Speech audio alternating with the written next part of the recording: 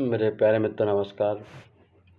तो आज हम पढ़ेंगे पेट्रोकेमिकल्स पार्ट 2। आज हम पढ़ेंगे C2 कंपाउंड्स। C2 कंपाउंड का मतलब ऐसे कंपाउंड जिसमें C2 आता है। C2 से हमारा अभिप्राय है कि जैसे कि एसिटिलीन, जैसे कि एथिलीन। तो एथिलीन ले लेते हैं, एथिलीन को बहुत यूज करते हैं, एसिड ज़्यादा यूज नहीं करते। तो एथिलीन ले लिया हमने।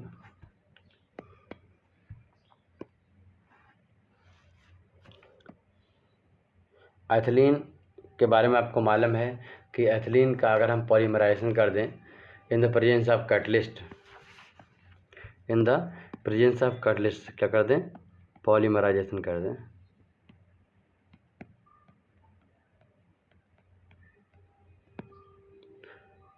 पॉलीमराइजेशन कर दें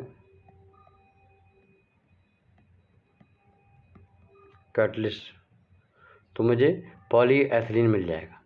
मैंने आपको पढ़ाया था पॉलीएथिलीन 3 प्रकार का होता है, हाई डेंसिटी, लो डेंसिटी। पहले हमने उसको हाई प्रेशर बनाया, लो डेंसिटी में बना, जिसमें मैंने पेरोक्साइड कैटलिस्ट यूज किया और ट्रेस ऑफ ऑक्सीजन यूज किया।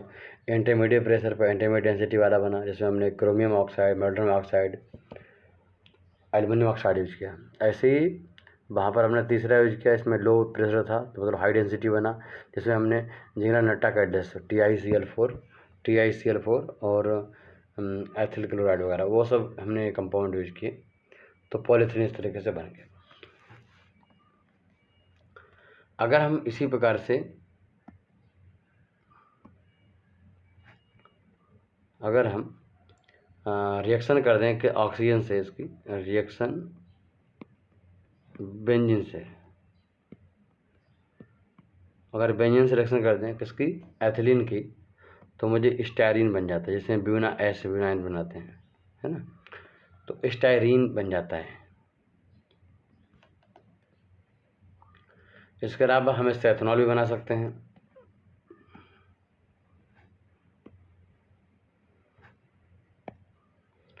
अगर हम इसका हाइड्रेशन कर दें, क्या कर दें, इसका हम हाइड्रेशन कर दें और कैटलिस्ट कौन सा यूज करें,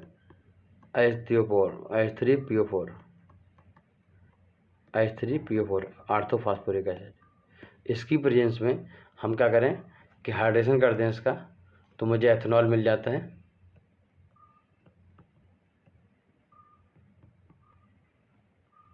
जिसको हम सिंथेटिक एथेनॉल कहते हैं, सिंथेटिक एथेनॉल।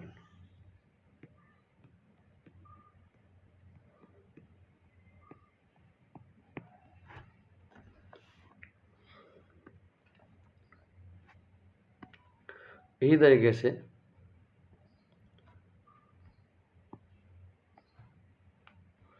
हम क्या करें, इसका डायरेक्ट ऑक्सीडेशन करवा दें, C2H4 का, तो मुझे C2H4O मिल जाएगा, इसे एथिलीन ऑक्साइड कहते हैं। और इसके अमोनिया से रिएक्शन करवा दें तो C2H5ONH2 मतलब एथेनॉल एमीन बन जाएगा।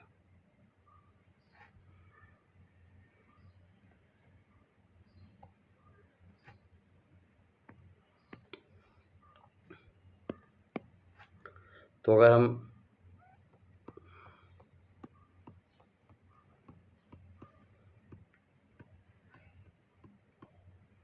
डायरेक्ट ऑक्सीडेशन करवा देते हैं, कैटलिस्ट होता है Ag2O, सिल्वर ऑक्साइड,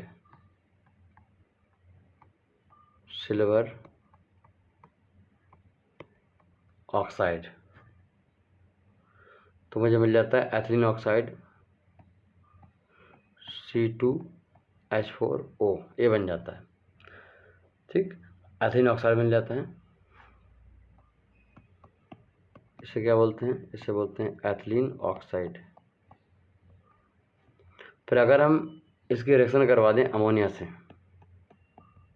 तो अमोनिया का एक H यहाँ आ जाता है, तो बन जाता है C2H5O और बचा हुआ NH2 यहाँ पर आ जाता है। इसे बोलते हैं एथेनॉल ही है, इसी से बना है, उसके डेरिवेटिव है तो उसका नाम है एथेनॉल एमीन, C2H5ONH2। ठीक।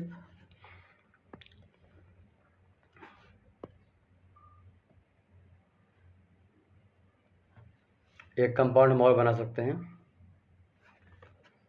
कि हम क्या करें, हम इसका क्लोरीनेशन करवा दें।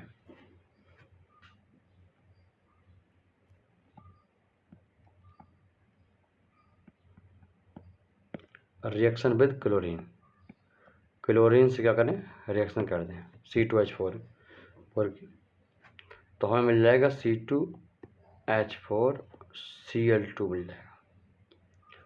पर यहाँ पर जो कैटलिस्ट यूज होता है वो होता है फेरिक क्लोराइड।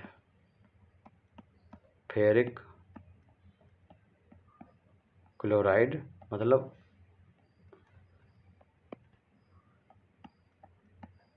FeCl3 कैटलिस्ट होता है।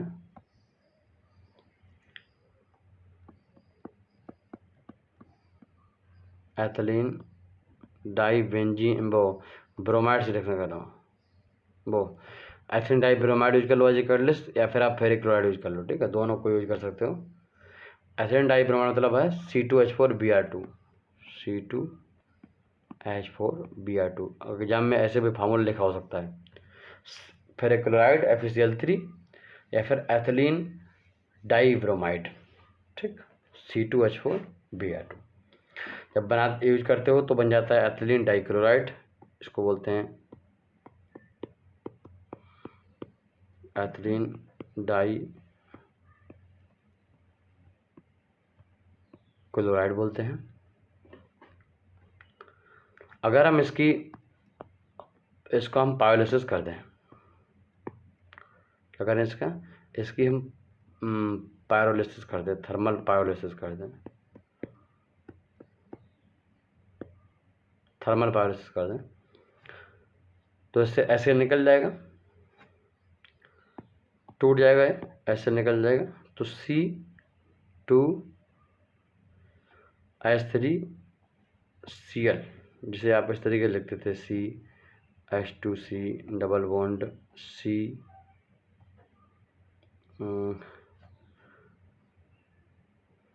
क्या लिखते थे, C2H4 था तो H2HCl ऐसे लिखते थे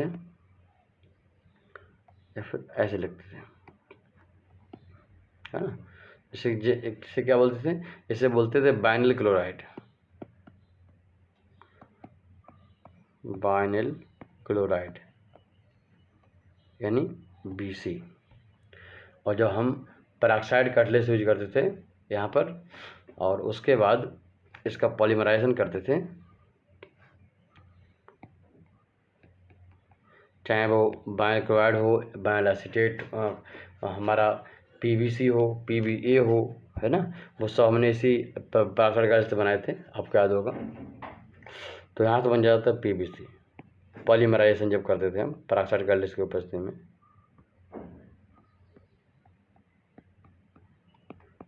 PBC पॉलीविनाइल क्लोराइड। तो आपने देखी, इसकी कहानी एक बार समराइज हम कर देते हैं।